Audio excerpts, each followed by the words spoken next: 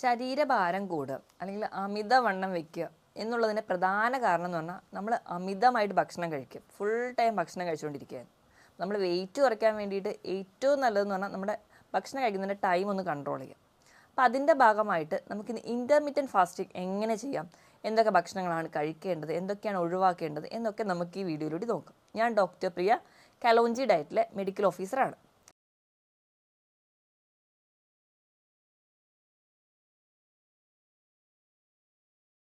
അപ്പോൾ എന്താണ് intermediate fasting? പേര് പറയും പോലെ ഇടവിട്ടുള്ള ഉപവാസം. ഫുൾ ടൈം പട്ടിണി കിടന്ന് വെയിറ്റ് കുറയ്ക്കേണ്ട കാര്യമൊന്നുമില്ല. അപ്പോൾ അങ്ങനെ ചെയ്ത് കഴിഞ്ഞാൽ നമ്മുടെ ഹെൽത്ത് അത്ര ഓക്കെ ആയിരിക്കില്ല. അപ്പോൾ നമുക്ക് കൃത്യമായൊരു പാറ്റേൺ ഉണ്ട്. കൃത്യമായ സമയത്ത് ഭക്ഷണം കഴിക്കാം, കൃത്യമായൊരു ഇടവേളകളിൽ കംപ്ലീറ്റ് ആയിട്ട് ഉപവസിക്കുകയും കൂടി ചെയ്യുക. പക്ഷേ നമുക്ക് വെള്ളമോ അല്ലെങ്കിൽ ചായയോ കാപ്പിയോ പാലും മധുരവും ഇല്ലാതെ കുടിക്കുന്നതിന് യാതൊരുവിധ തെറ്റുമില്ല. അങ്ങനെ ചെയ്യുന്ന ഒരു തരത്തിലുള്ള ഫാസ്റ്റിങ്ങിനെയാണ് നമ്മൾ ഇൻ്റർമീഡിയറ്റ് ഫാസ്റ്റിംഗ് എന്ന് പറയുന്നത്. അപ്പോൾ ഇങ്ങനെ ഇൻ്റർമീഡിയറ്റ് ഫാസ്റ്റിംഗ് ചെയ്യുമ്പോൾ നമ്മുടെ വണ്ണം കുറയും, അതോടൊപ്പം തന്നെ മറ്റ് പല ഗുണങ്ങളും ഉണ്ട്. അപ്പോൾ ഇൻ്റർമീഡിയറ്റ് ഫാസ്റ്റിംഗ് പല രീതിയിൽ ചെയ്യാം. അപ്പം ഒരു ഉദാഹരണം വെച്ച് പറയുകയാണെങ്കിൽ നമ്മൾ കഴിക്കുന്ന സമയം എന്ന് പറഞ്ഞാൽ ഇപ്പോൾ രാവിലത്തെ ഒരു ബ്രേക്ക്ഫാസ്റ്റ് എന്ന് പറഞ്ഞാൽ ഒരു 11 മണിക്ക് കഴിക്കുക. വൈകുന്നേരം നമ്മുടെ ഡിന്നർ, അതായത് നമ്മുടെ ഫുഡ് ടൈം ക്ലോസ് ചെയ്യുന്നത് ഒരു 6 മണിക്ക്. അതായത് നമ്മളൊരു 16 മണിക്കൂർ ഉപവസിക്കുന്നു, 8 മണിക്കൂർ നമുക്ക് ഫുഡ് കഴിക്കാൻ ടൈമുണ്ട്. ഈ 8 മണിക്കൂർ ഫുഡ് കഴിക്കുക എന്ന് പറഞ്ഞാൽ കംപ്ലീറ്റ്ലി 8 മണിക്കൂർ നിങ്ങൾ ഫുഡ് കഴിച്ചുകൊണ്ടിരിക്കണം എന്നല്ല. ആ ഒരു ടൈമിൽ കൃത്യമായി ഒരു 3 തവണയായിട്ട് നിങ്ങൾ നിങ്ങളുടെ ഫുഡ് മീൽ സെറ്റ് ചെയ്യുകയാണെങ്കിൽ നിങ്ങൾക്ക് കൃത്യമായിട്ട് വെയിറ്റ് കുറയും. നമ്മൾ വെയിറ്റ് കുറയുക എന്നുള്ളത് പ്രധാന ഉദ്ദേശം എന്ന് പറഞ്ഞു കഴിഞ്ഞാൽ പല രോഗങ്ങളെയും നമുക്ക് തടയാൻ പറ്റും. മിക്ക ജീവിതശൈലി രോഗങ്ങൾ, ഇപ്പം അമിതവണ്ണം കൊണ്ടാണ് പല പല രോഗങ്ങൾ ഉണ്ടാവുക. ഇപ്പം യൂറിക് ആസിഡോ, ഫാറ്റി ലിവർ, അല്ലെങ്കിൽ നമുക്ക് ഉണ്ടാകുന്ന കൊളസ്ട്രോൾ, BP, ഇതെല്ലാം ഇൻ്റർലിങ്ക്ഡ് ആണ്. PCOD പോലെയുള്ള കണ്ടീഷൻ സ്ത്രീകൾക്ക് കൂടാനുള്ളൊരു കാരണവും അമിതവണ്ണം കൊണ്ടാണ്. ഇതെല്ലാം ഒരു സൈക്കിൾ പോലെ ലിങ്ക്ഡ് ആണ്. ഈ ഒരു രോഗങ്ങൾ ഉണ്ടാകുന്നതിൻ്റെ ഭാഗമായിട്ട് വണ്ണം വെക്കുന്നു, ഈ വണ്ണം വെക്കുന്നതിൻ്റെ ഭാഗം ഈ ഒരു ഇതിൻ്റെ ലെവൽ കൂടിക്കൊണ്ടേയിരിക്കുന്നു. അപ്പോൾ നമുക്കിത് എല്ലാം കൺട്രോൾ ചെയ്യണമെങ്കിൽ മെഡിസിനെ ഡിപ്പെൻഡ് ചെയ്ത് കഴിഞ്ഞാൽ അതിൻ്റേതായ പാർശ്വഫലങ്ങൾ ഒരുപാടുണ്ടാവും. അപ്പോൾ മെഡിസിനെ ഡിപ്പെൻഡ് ചെയ്യാതെ ഹെൽത്തി ആയിട്ടിരിക്കാൻ വേണ്ടി ഏറ്റവും നല്ല മാർഗ്ഗം എന്ന് പറഞ്ഞാൽ ഇൻ്റർമീഡിയറ്റ് ഫാസ്റ്റിംഗ് ആണ്. അപ്പോൾ എങ്ങനെയൊക്കെ ഇൻ്റർമീഡിയറ്റ് ഫാസ്റ്റിംഗ് ചെയ്യാം? ഒന്നാമത്തെ ഞാൻ പറഞ്ഞതുപോലെ 16/8, അതായത് 16 മണിക്കൂർ നിങ്ങൾ ഉപവസിക്കുക, 8 മണിക്കൂർ നിങ്ങൾ ഭക്ഷണം കഴിക്കുമ്പോൾ രാവിലത്തെ ബ്രേക്ക്ഫാസ്റ്റ് ഒരു 11 മണിക്കാണ് കഴിക്കുക, ഉച്ചയ്ക്ക് ലഞ്ച് എന്ന് പറയുന്നത് ഒരു 2 മണിക്ക് കഴിക്കുക, വൈകുന്നേരത്തെ ഡിന്നർ ഒരു 6 മണിയിൽ സ്റ്റോപ്പ് ചെയ്യുക. അപ്പോൾ ഈ ഒരു 3 ടൈമിൽ നിങ്ങളിപ്പോൾ ഹെൽത്തി ആയിട്ടുള്ള ഭക്ഷണം, അപ്പോൾ നിങ്ങൾക്ക് എന്തും കഴിക്കാം. എന്തെന്ന് പറഞ്ഞു കഴിഞ്ഞാൽ വെറും ഫാസ്റ്റ് ഫുഡ് അങ്ങനത്തെ ഡിപ്പെൻഡ് ചെയ്യാതെ നമ്മുടെ വീട്ടിലൊക്കെയുള്ള സാധാരണ ഭക്ഷണങ്ങളെല്ലാം കഴിക്കാവുന്നതാണ്. ഈ ഭക്ഷണങ്ങളൊക്കെ കഴിക്കുക. നിങ്ങൾക്ക് കഴിക്കുന്ന ഭക്ഷണം എപ്പോഴും നല്ല ക്വാളിറ്റിയുള്ള ഭക്ഷണങ്ങളായിരിക്കണം. ഇനി രണ്ടാമത്തെ മാർഗ്ഗം എന്ന് പറഞ്ഞാൽ 5/2. 5/2 എന്ന് പറഞ്ഞാൽ ആഴ്ചയിൽ 7 ദിവസങ്ങളുണ്ട്. ഇതിൽ 5 ദിവസവും നമുക്ക് നോർമലായിട്ട് ഭക്ഷണം കഴിക്കാം, ബാക്കി 2 ദിവസം നിങ്ങൾ ഉപവസിക്കണം. ഈ 2 ദിവസം എന്ന് പറഞ്ഞാൽ അടുപ്പിച്ചുള്ള 2 ദിവസങ്ങളിലാവരുത്. നിങ്ങൾ ഒന്നെങ്കിൽ തിങ്കളാഴ്ച നിങ്ങൾ ഫാസ്റ്റ് ചെയ്യുന്നു, ബാക്കി എല്ലാ ദിവസങ്ങളും നോർമലായിട്ട് ഫുഡ് കഴിക്കുന്നു, വീണ്ടും നിങ്ങൾക്കൊരു വ്യാഴം വെള്ളി ദിവസങ്ങൾ നിങ്ങൾക്ക് വേണമെങ്കിൽ ഉപവസിക്കാം. അപ്പോൾ അങ്ങനെ ഏതെങ്കിലും 2 ദിവസമായിരിക്കണം, അത് അടുപ്പിച്ചുള്ള ദിവസങ്ങളല്ലാതെ നിങ്ങൾ കൃത്യമായിട്ട് ഉപവസിക്കുകയാണെങ്കിൽ ഇത് നിങ്ങൾക്ക് ഇൻ്റർമീഡിയറ്റ് ഫാസ്റ്റിംഗ് ആയിട്ട് എടുക്കാൻ പറ്റും. മൂന്നാമത്തത് പറഞ്ഞാൽ ഓൾട്ടർനേറ്റീവ് ഡേയ്സിലാണ്. ഓൾട്ടർനേറ്റീവ് ഡേയ്സ് എന്ന് പറഞ്ഞാൽ ഒരു ദിവസം നിങ്ങൾ നല്ലപോലെ ഭക്ഷണം കഴിക്കുന്നു, അടുത്ത ദിവസം നിങ്ങൾ ഉപവസിക്കുന്നു. തിങ്കളാഴ്ച ഞാൻ ഹെൽത്തി ആയിട്ട് ഫുൾ ടൈം ഫുഡൊക്കെ കഴിച്ച് നോർമൽ ലൈഫ് സ്റ്റൈലായിരിക്കും. ചൊവ്വാഴ്ചയാകുമ്പോൾ നിങ്ങൾ ഡയറ്റിലോട്ട് അല്ലെങ്കിൽ ഉപവാസത്തിലോട്ട് പോകുന്നു. ബുധനാഴ്ചയാകുമ്പോൾ വീണ്ടും നിങ്ങൾ നല്ല നോർമലി നിങ്ങളുടെ ഫുഡ് പാറ്റേൺ കൊണ്ടുവരുന്നു. അങ്ങനെ ഓൾട്ടർനേറ്റ് ദിവസങ്ങളിൽ നിങ്ങൾ ഉപവസിക്കുന്നതിന് അങ്ങനെ ഒരു മാർഗ്ഗം കൂടിയുണ്ട്. പക്ഷെ അതത്ര ഹെൽത്തി അല്ല. നോർമലി ഞാൻ ഏറ്റവും ആദ്യം പറഞ്ഞ 16/8 ഈ ഒരു ടൈം പാറ്റേണിൽ നിങ്ങൾ ഇൻ്റർമീഡിയറ്റ് ഫാസ്റ്റിംഗ് എടുക്കുകയാണെങ്കിൽ ഏറ്റവും ഹെൽത്തി ആയിട്ടുണ്ടാവുക. ഇനി ഇൻ്റർമീഡിയറ്റ് ഫാസ്റ്റിംഗ് എടുക്കുമ്പോൾ ഏറ്റവും നല്ല ഗുണങ്ങൾ എന്തെന്ന് വെച്ചിട്ടുണ്ടെങ്കിൽ നമ്മൾ കഴിക്കുന്ന ഭക്ഷണം എപ്പോഴും നമ്മൾ അമിതമായിട്ട് കഴിക്കുക. നമ്മളിപ്പോൾ എന്ത് ഭക്ഷണവും, ഇപ്പോൾ നമ്മൾ അന്നജം കഴിക്കുന്നു, അധികമായിട്ട് അന്നജം ചെല്ലുന്നു കഴിഞ്ഞാൽ അത് വേഗം നമ്മുടെ ബോഡി അങ്ങ് സ്റ്റോർ ചെയ്യും, ഫാറ്റായിട്ട് അവിടെ ഡിപ്പോസിഷനിലോട്ട് പോകും. നമുക്ക് എനർജി എന്ന് പറഞ്ഞാൽ നമുക്ക് അപ്പം പ്രവർത്തനങ്ങൾ ചെയ്യാൻ വേണ്ടി മാത്രമുള്ളതാണ്. അപ്പം അതിനു വേണ്ടി മാത്രമാണ് നമ്മൾ ഫുഡ് കഴിക്കുന്നതെങ്കിൽ നമുക്ക് കൃത്യമായിട്ടൊരു വെയിറ്റ് ഗെയിൻ ആയിരിക്കും, അല്ലെങ്കിൽ നമുക്ക് അമിതവണ്ണം പോലുള്ള കണ്ടീഷൻസിലോട്ട് പോകും. അപ്പോൾ ഫുഡ് കഴിക്കുക എന്ന് പറയുന്നത് നമ്മൾ 3 നേരം ഭക്ഷണം കഴിക്കുന്നു. അപ്പം നമ്മൾ അധികമായിട്ട് അല്ലെങ്കിൽ ഒരുപാട് തവണകൾ കഴിക്കുമ്പോഴാണ് എപ്പോഴും ഈ ഒരു ഒബീസിറ്റി പോലുള്ള കണ്ടീഷൻസിലോട്ട് പോകാറ്. അപ്പോൾ ഇൻ്റർമീഡിയറ്റ് ഫാസ്റ്റിങ്ങിൽ ഈ ഒരു ടൈം റെഗുലേഷൻ വരികയാണെങ്കിൽ തന്നെ ഒരു പരിധി വരെ നിങ്ങൾക്ക് വെയിറ്റ് കുറയ്ക്കാൻ പറ്റും. എപ്പോഴും നമ്മൾ ഫുഡ് കഴിക്കുന്ന പാറ്റേൺ അല്ലെങ്കിൽ ആക്റ്റീവ് ആയിരിക്കുന്ന സമയത്ത് തന്നെ ഫുഡ് കഴിക്കാൻ വേണ്ടി നോക്കുക. നമ്മൾ വിചാരിക്കും ഉപവസിക്കുകയാണെങ്കിൽ നമ്മൾ ഉറങ്ങുന്ന സമയത്ത് മാത്രം അങ്ങ് ഉപവസിച്ചാൽ പോരെ, ബാക്കി ടൈമിലൊക്കെ ഫുഡ് കഴിക്കാമല്ലോ. എപ്പോഴും നമ്മൾ ആക്റ്റീവ് ആയിരിക്കുന്നത്. അതുകൊണ്ടാണ് നമ്മൾ പകൽ സമയത്ത് 3 നേരം ഭക്ഷണം കഴിക്കാൻ പറയുന്നത്. നമ്മൾ ആക്റ്റീവ് ആയിരിക്കുന്ന സമയത്ത് ഭക്ഷണം കഴിച്ച് കഴിഞ്ഞാൽ നമ്മൾ ആ ഒരു പ്രവർത്തനങ്ങൾക്ക് ഏർപ്പെടുന്ന സമയത്ത് നമ്മുടെ എനർജി ലോസ് ഉണ്ടാവുകയും വെയിറ്റ് ഗെയിൻ ഉണ്ടാവില്ല.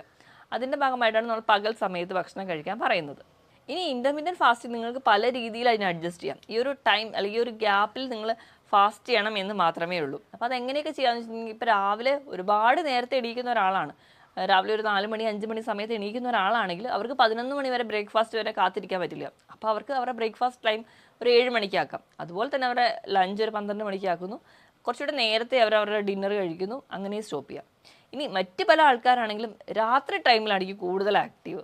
അതായത് ഒരു 9 മണിക്കൊക്കെയാണ് അവരുടെ ഡിന്നർ സ്റ്റോപ്പ് ചെയ്യുന്നതെങ്കിൽ പിറ്റേന്ന് അവരുടെ ബ്രേക്ക്ഫാസ്റ്റ് സ്റ്റാർട്ട് ചെയ്യുമ്പോൾ ഒരുപാട് ലേറ്റ് ആയിട്ട് സ്റ്റാർട്ട് ചെയ്യാം. പക്ഷേ അത് അത്ര ഒരു ഹെൽത്തി ഹാബിറ്റ് അല്ല. ഇപ്പോഴും നമ്മുടെ ബ്രേക്ക്ഫാസ്റ്റാണ് നമ്മുടെ ബ്രെയിനിൻ്റെ ഫുഡ് എന്ന് പറഞ്ഞാൽ. അപ്പോൾ നമ്മൾ ബ്രേക്ക്ഫാസ്റ്റ് മാക്സിമം ഹെൽത്തി ആയിട്ടോ അല്ലെങ്കിൽ കൃത്യസമയത്ത് തന്നെ കഴിക്കേണ്ടതുള്ളതുകൊണ്ട് ഏറ്റവും നല്ലൊരു പാറ്റേൺ എന്ന് പറഞ്ഞാൽ രാവിലെ 11 മണിക്ക് അല്ലെങ്കിൽ 10 മണിക്ക് സ്റ്റാർട്ട് ചെയ്യുക, വൈകുന്നേരം ഒരു 6 മണിക്ക് സ്റ്റോപ്പ് ചെയ്യാം. അപ്പം ഈ തുടക്കക്കാർക്ക് ഈ ഒരു ടൈം ഡ്യൂറേഷൻ അല്ലെങ്കിൽ 16 മണിക്കൂർ ഫാസ്റ്റ് ചെയ്യുക എന്ന് പറയുന്നത് വളരെ ബുദ്ധിമുട്ടാണ്. അപ്പം തുടക്കത്തിൽ അവരൊരു 10 മണിക്കൂർ ആദ്യം ഫാസ്റ്റ് ചെയ്യുക, വീണ്ടും അവർ 12 മണിക്കൂറിലോട്ട് കൊണ്ടുവരിക, 14 മണിക്കൂറിലോട്ട് കൊണ്ടുവരിക, അങ്ങനെ അവർ ഒരു 16 മണിക്കൂറിൻ്റെ ഒരു എയിമിലേക്ക് എത്തിക്കുക. അങ്ങനെ ഒരു സ്ലോ പ്രോസസ്സാണ്. ഒറ്റയടിക്ക് നമ്മൾ ഒരു 16 മണിക്കൂർ ഫാസ്റ്റ് ചെയ്യുന്ന സമയത്ത് നമുക്ക് ഒരുപാട് ഹെൽത്ത് ഇഷ്യൂസ് ഒക്കെ വരാനുള്ള ചാൻസ് കൂടുതലാണ്. അപ്പോൾ നിങ്ങൾ എപ്പോഴും ഒരു ഫാസ്റ്റിംഗ് തുടങ്ങുമ്പോൾ ഇപ്പോഴും കൃത്യമായ ഒരു ഡയറ്റീഷ്യൻ്റെ അഡ്വൈസ് വേണം. നമ്മുടെ ഇഷ്ടപ്രകാരം ഫാസ്റ്റ് ചെയ്യാതെ നമ്മുടെ ഹെൽത്തൊക്കെ നോക്കിയിട്ട് നമ്മൾ കൃത്യമായ ഒരു ഡോക്ടറുടെ കൺസൾട്ടേഷനൊക്കെ എടുത്ത് ഒരു ഡയറ്റീഷ്യൻ്റെ അഡ്വൈസ് പ്രകാരം മാത്രം എന്തൊക്കെ ഭക്ഷണം കഴിക്കണം, അല്ലെങ്കിൽ അത് എങ്ങനെയൊക്കെ കഴിക്കണം, നമ്മുടെ ഹെൽത്ത് ചെക്കപ്പും നമ്മുടെ വൈറ്റൽസ് ഒക്കെ ഓക്കെ ആണോ എന്ന് നോക്കിയിട്ട് മാത്രമേ ഒരു ഡയറ്റിലോട്ട് പോകാവുള്ളൂ. ഇനി ഇൻ്റർമീഡിയറ്റ് ഫാസ്റ്റിംഗ് ചെയ്യുമ്പോൾ എന്തൊക്കെ ഗുണങ്ങളാണ് നമുക്ക് ഉണ്ടാവുക നോക്കാം. ഒന്നാമതായിട്ട് നമുക്ക് വെയിറ്റ് കുറയാൻ പറ്റും, കാരണം നമ്മുടെ എക്സ്ട്രാ ഉള്ള ഫാറ്റൊക്കെ അവിടെ ബേൺ ചെയ്യാം. ഇനി രണ്ടാമത്തെ ഏറ്റവും വലിയൊരു ഗുണം എന്ന് പറഞ്ഞാൽ നമ്മുടെ ഇൻസുലിൻ റെസിസ്റ്റൻസ് എന്ന് പറഞ്ഞ ഒരു കണ്ടീഷൻ നമ്മുടെ ശരീരത്തിൽ നിന്ന് വളരെയധികം കുറയ്ക്കാൻ സഹായിക്കും. ഇൻസുലിൻ റെസിസ്റ്റൻസ് എന്ന് പറഞ്ഞിട്ടുണ്ടെങ്കിൽ നമ്മൾ എന്ത് ഭക്ഷണം കഴിച്ചാലും അത് നമ്മുടെ ശരീരം സ്റ്റോർ ചെയ്യാനുള്ള ടെൻഡൻസിയാണ് നമ്മൾ ഇൻസുലിൻ റെസിസ്റ്റൻസ് എന്ന് പറയാം. അപ്പോൾ ഇൻസുലിൻ റെസിസ്റ്റൻസ് കൊണ്ടുണ്ടാകുന്ന രോഗങ്ങളാണ് ടൈപ്പ് 2 ഡയബറ്റീസ്, PCOD പോലെയുള്ള കണ്ടീഷൻസ് ഒക്കെ. അപ്പോൾ ഇതൊക്കെ റെഗുലേറ്റ് ചെയ്യാനോ ഇതൊക്കെ കംപ്ലീറ്റ്ലി ഒരു മെഡിസിൻസിലോട്ട് പോകുന്നതിൻ്റെ മുൻപായിട്ട് നമുക്ക് തന്നെ കൺട്രോൾ ചെയ്യാൻ പറ്റുന്ന ഒരു രീതിയാണ് ഇൻ്റർമീഡിയറ്റ് ഫാസ്റ്റിങ്ങിലൂടെ നമുക്ക് ഉണ്ടാവുക. നമുക്ക് എക്സസ് ആയിട്ട് നമ്മുടെ ശരീരത്തിൽ ഒരു ഫാറ്റും സ്റ്റോർ ചെയ്യത്തില്ല, അതിൻ്റെ ഭാഗമായിട്ട് വെയിറ്റ് കൂടത്തില്ല. അങ്ങനെ നമുക്ക് ആ ഒരു രോഗത്തിനെ കൺട്രോൾ ചെയ്യാൻ പറ്റും. മൂന്നാമതായിട്ട് നമ്മുടെ ഗ്രോത്ത് ഹോർമോണിനെയൊക്കെ സ്റ്റിമുലേറ്റ് ചെയ്യും. നമ്മുടെ ഗ്രോത്ത് ഹോർമോൺ എന്ന് പറഞ്ഞു കഴിയുമ്പോൾ നമ്മുടെ ശരീരത്തിലുള്ള മിക്ക നോർമൽ മെറ്റബോളിക് ആക്ടിവിറ്റീനെ സഹായിക്കുന്നതാണ്. അതായത് ഫാറ്റ് ബേൺ ചെയ്യാനും എക്സസ് ആയിട്ടുള്ള ഫാറ്റിനെയൊക്കെ ഉരുക്കി കളയാൻ വേണ്ടി സഹായിക്കുന്ന ഒന്നാണ്. അപ്പോൾ ഗ്രോത്ത് ഹോർമോൺ കൂടുന്നതിൻ്റെ ഭാഗമായിട്ട് നമുക്ക് ആ ഒരു ഫാറ്റ് ബേണിംഗ് പ്രോസസ്സ് അവിടെ നടക്കും. ഇനി നാലാമതായിട്ട് നമ്മുടെ സെല്ല് റിപ്പയർ ചെയ്യാൻ പറ്റും. സെല്ല് റിപ്പയർ എന്ന് പറഞ്ഞാൽ നോർമലി നമ്മുടെ ശരീരത്തിലെ എല്ലാ സെൽസും അല്ലെങ്കിൽ എല്ലാ അവയവങ്ങളും എപ്പോഴും ഫങ്ഷനിങ്ങിലായിരിക്കും. അപ്പോൾ നമ്മുടെ അവയവങ്ങൾക്കൊന്നും പ്രത്യേകിച്ച് ഒരു റെസ്റ്റ് ഒന്നും കിട്ടുന്നില്ല. നമ്മൾ ഈ ഒരു ഉപവസിക്കുക അല്ലെങ്കിൽ ഇൻ്റർമീഡിയറ്റ് ഫാസ്റ്റിങ്ങിലോട്ട് വരുന്ന സമയത്ത് നമ്മുടെ വയറിന് അല്ലെങ്കിൽ നമ്മുടെ ആമാശയത്തിന് ഒരുവിധമൊക്കെ ഒരു റെസ്റ്റ് കിട്ടുന്നുണ്ട്. അതിൻ്റെ ഭാഗമായിട്ട് നമ്മുടെ തലച്ചോറിനും കുറച്ച് പ്രവർത്തനത്തിനൊക്കെ ഒരു റെസ്റ്റ് കിട്ടുന്നുണ്ട്. അപ്പോൾ അങ്ങനെ നമ്മുടെ ശരീരത്തിന് ഒരു ചെറിയ റെസ്റ്റ് കൊടുക്കുന്ന സമയത്ത് നമ്മുടെ സെൽ റിപ്പയർ എന്നൊരു പ്രോസസ്സിലോട്ട് നടക്കുകയും അതിലേക്ക് ഉണ്ടാകുന്ന പല ടോക്സിൻസും പുറന്തള്ളാൻ വേണ്ടി സഹായിക്കുന്നുണ്ട്. ഇനി നാലാമതായിട്ട് നമുക്ക് ആൻറ്റി ഓക്സിഡൻറ്റ് ഫംഗ്ഷൻ വഴി നമുക്ക് ക്യാൻസറസ് ആയിട്ടുള്ള പല പ്രവർത്തനങ്ങളെയും അത് തടയുന്നുണ്ട്. അതായത് നമുക്ക് ക്യാൻസറസ് ടെൻഡൻസി വരുന്നതൊക്കെ കുറയ്ക്കുന്നതായി കാണാം. ഇങ്ങനെ നമ്മൾ സെൽ റിപ്പയറിംഗ് വഴി അല്ലെങ്കിൽ ഇൻ്റർമീഡിയറ്റ് ഫാസ്റ്റിംഗ് ഒക്കെ ചെയ്യുന്നതിൻ്റെ ഭാഗമായിട്ട് ഒരു ആൻറ്റി ഓക്സിഡൻറ്റ് ഫംഗ്ഷൻ നടക്കുന്നതുകൊണ്ട് തന്നെ നമുക്ക് ക്യാൻസറസ് ആയിട്ടുള്ള ഗ്രോത്തുകളോ അല്ലെങ്കിൽ അതുപോലെ ഉണ്ടാകുന്ന വളർച്ചകളെ ഒരു പരിധി വരെ നമ്മൾ കുറയുന്നതായിട്ട് പല പഠനങ്ങളിലും പറയുന്നുണ്ട്. ഇനി ഇൻ്റർമീഡിയറ്റ് ഫാസ്റ്റിംഗ് ചെയ്യുമ്പോൾ നമുക്ക് ഭക്ഷണത്തിൽ എന്തൊക്കെ ശ്രദ്ധിക്കണം എന്ന് നോക്കാം. ഞാൻ പറഞ്ഞല്ലോ, ഇൻ്റർമീഡിയറ്റ് ഫാസ്റ്റിംഗ് ചെയ്യുമ്പോൾ നിങ്ങൾക്ക് എന്ത് ഭക്ഷണവും കഴിക്കാം. പക്ഷേ അങ്ങനെ കഴിക്കാമെന്ന് പറയുമ്പോഴും അതിനൊരു ലിമിറ്റേഷൻ ഉണ്ട്. നമ്മൾ എപ്പോഴും കഴിക്കാൻ തിരഞ്ഞെടുക്കുന്ന ഭക്ഷണം കുറച്ചുകൂടെ ഹെൽത്തി ആണ് അല്ലെങ്കിൽ നല്ല ക്വാളിറ്റി വൈസ് ഓക്കെ ആണോ എന്ന് ഉറപ്പ് വരുത്തണം. അതിനായിട്ട് ഏറ്റവും ആദ്യമായിട്ട് നമ്മൾ ഒഴിവാക്കേണ്ടതെന്ന് അന്നജത്തിൻ്റെ അളവ് നല്ലപോലെ കുറയ്ക്കുക. അതുപോലെ തന്നെ പഞ്ചസാരയുടെ ഉപയോഗം കംപ്ലീറ്റ്ലി ഒഴിവാക്കുക. പഞ്ചസാരയുടെ ഉപയോഗം കുറയ്ക്കുന്നതിനോടൊപ്പം തന്നെ നിങ്ങൾ ബേക്കറി ഐറ്റംസ്, അതായത് പേസ്ട്രീസ്, കേക്ക്സ്, കുക്കീസ് ഇതിൻ്റെയൊക്കെ ഉപയോഗം കംപ്ലീറ്റ്ലി നിർത്തണം. കാരണം ഇതിലൊക്കെയുള്ള ഫ്രക്ടോസ് എന്ന് പറയുന്ന കണ്ടന്റ് ഒരു പരിധി കഴിഞ്ഞ് കഴിഞ്ഞാൽ അത് കൺവേർട്ട് ചെയ്ത് ഫാറ്റായിട്ട് നമ്മുടെ ശരീരത്തിൽ ഡിപ്പോസിറ്റേഷൻ നടക്കും. അപ്പോൾ അതുകൊണ്ട് തന്നെ ഇതിൻ്റെ ഉപയോഗം കുറയ്ക്കുക. അതുപോലെ തന്നെ ഫാസ്റ്റ് ഫുഡ് അല്ലെങ്കിൽ പ്രോസസ്സ് ചെയ്ത ഭക്ഷണങ്ങൾ, ടിൻഡ് ഫുഡ്, പാക്കറ്റിൽ കിട്ടുന്ന ഭക്ഷണങ്ങൾ ഇതൊക്കെ കംപ്ലീറ്റ്ലി സ്റ്റോപ്പ് ചെയ്യുക. ഇതൊക്കെ സ്റ്റോപ്പ് ചെയ്താൽ മാത്രമേ നമുക്ക് ആ ഒരു ഫാറ്റ് ബേണിംഗ് പ്രോസസ്സ് ആദ്യമേ നടക്കുകയുള്ളൂ. അല്ലെങ്കിൽ ഈ പറയുന്ന ഭക്ഷണങ്ങളെല്ലാം കൺവേർട്ട് ചെയ്ത് സ്റ്റോർ ചെയ്യുന്നത് ഫാറ്റിൻ്റെ ഫോമിലാണ്. ഇനി നമ്മൾ എന്തൊക്കെ കഴിക്കണം എന്ന് നോക്കി കഴിഞ്ഞിട്ടുണ്ടെങ്കിൽ എപ്പോഴും ഹെൽത്തി ആയിട്ടിരിക്കാൻ വേണ്ടി നമുക്ക് എല്ലാവർക്കും അറിയാം വെജിറ്റബിൾസും ഫ്രൂട്ട്സാണ് നമ്മളെ കൂടുതൽ സഹായിക്കുന്നത്. അതിനോടൊപ്പം തന്നെ പ്രോട്ടീൻസും ധാരാളമായി കഴിക്കുക. അപ്പോൾ നമ്മൾ കഴിക്കുമ്പോൾ എപ്പോഴും നട്ട്സും പ്രോട്ടീൻസും വെജിറ്റബിൾസും ഫ്രൂട്ട്സും കഴിക്കുക. എപ്പോഴും സാലഡ്സ് ആയിട്ടോ അല്ലെങ്കിൽ ഫ്രഷ് കട്ട് ചെയ്ത് കഴിക്കാൻ വേണ്ടി ശ്രദ്ധിക്കുക. ഇനി ഇതിനോടൊപ്പം തന്നെ പുകവലി, മദ്യപാനം പോലുള്ള ശീലമുള്ളവരാണെങ്കിൽ അതും കംപ്ലീറ്റ്ലി ഒഴിവാക്കുക.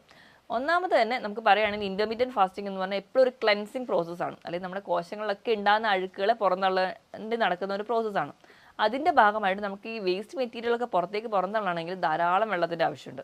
നമ്മൾ നല്ലപോലെ വെള്ളം കുടിക്കണം. അപ്പോൾ ആ ഇൻ്റർമീഡിയറ്റ് ഫാസ്റ്റിങ്ങിൻ്റെ സമയത്തായിക്കൂടെ നമുക്ക് വിശപ്പ് വരുന്ന ടൈമിൽ നമുക്ക് ആ ഒരു ഉപവസിക്കുന്ന സമയത്ത് നമുക്ക് ധാരാളം വെള്ളം കുടിക്കാം. അതുപോലെ തന്നെ ചായയും കാപ്പിയും നിങ്ങൾക്ക് കുടിക്കാം. പക്ഷേ പാലും പഞ്ചസാരയും കംപ്ലീറ്റ്ലി അവോയ്ഡ് ചെയ്തിട്ട് മാത്രമേ ചായയും കാപ്പിയും ഉണ്ടാക്കാൻ പാടുള്ളൂ.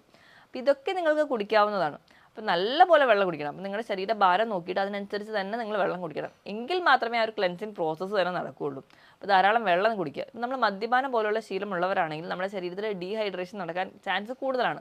അപ്പോൾ അങ്ങനെ ഡീഹൈഡ്രേഷൻ വരുമ്പോൾ ഈ ഒരു ക്ലെൻസിങ് പ്രോസസ്സ് നടക്കില്ല. അതുകൊണ്ട് തന്നെ ഇൻ്റർമീഡിയറ്റ് ഫാസ്റ്റിംഗ് ഹെൽത്തി ആയിരിക്കില്ല. അപ്പം കംപ്ലീറ്റ്ലി പുകവലി മദ്യപാനം സ്റ്റോപ്പ് ചെയ്തിരിക്കണം. അതിനോടൊപ്പം തന്നെ ഈ പറഞ്ഞ പ്രോസസ് ഭക്ഷണങ്ങൾ കംപ്ലീറ്റ്ലി ഒഴിവാക്കിയിരിക്കണം. ഇതിനോടൊപ്പം ഹെൽത്തി ആയിട്ടുള്ള ഭക്ഷണം ചെയ്യുക. കൃത്യമായ ഒരു വ്യായാമം കൂടി വേണം.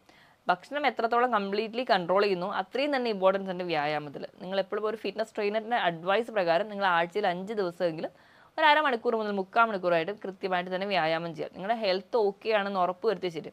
നമ്മൾ എപ്പോഴും ഒരു ഫാസ്റ്റിംഗ് തുടങ്ങുന്നതിൻ്റെ മുൻപോ അല്ലെങ്കിൽ ഒരു എക്സസൈസ് ഒക്കെ തുടങ്ങുന്നതിൻ്റെ മുൻപ് ശരീരത്തിൽ ചെറിയ ചെറിയ മാറ്റങ്ങൾ കാണിക്കാറുണ്ട്.